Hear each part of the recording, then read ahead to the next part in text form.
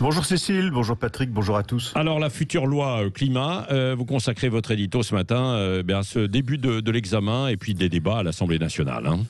Oui Patrick, c'est un projet nommé exactement Climat et Résilience. Un projet de loi qui est sans doute d'ailleurs le dossier politique le plus important et le plus délicat de la fin du quinquennat d'Emmanuel Macron.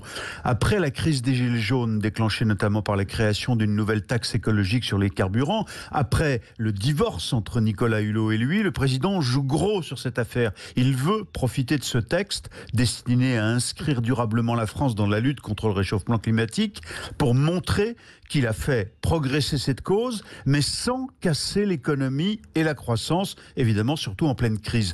Or, cet éternel pragmatisme macronien, cette règle du « en même temps » appliquée cette fois à l'écologie, fait hurler du côté des Verts qui jugent ce projet de loi trop peu ambitieux.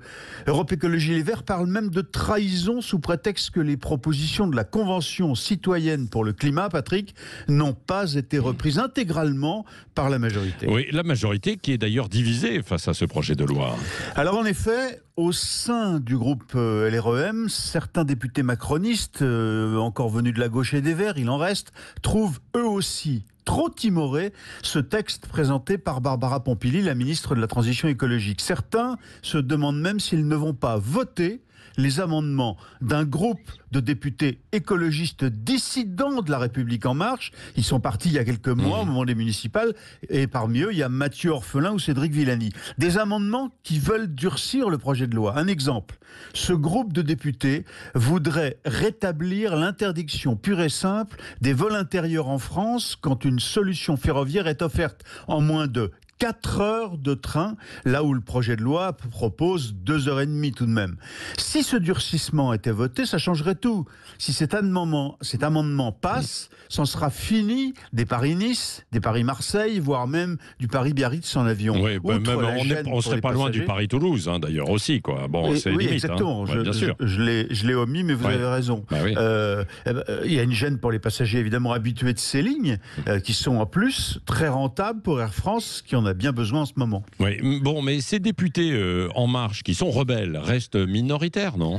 Oui, alors c'est vrai qu'au sein du groupe En Marche, cette aile plus écolo, obsédée par l'idée d'avoir absolument un bilan vert, est minoritaire. Elle fait face aux tenants d'une écologie plus pragmatique, la même vision que le président.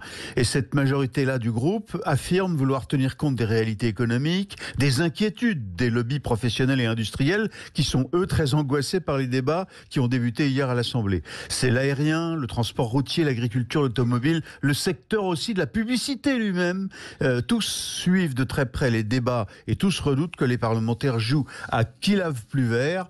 Ça risque de tirailler donc, Patrick, au sein même d'En Marche dans les semaines qui viennent. Il faut dire que 5000 amendements ont été déposés. L'étude de ce projet de loi va être laborieuse.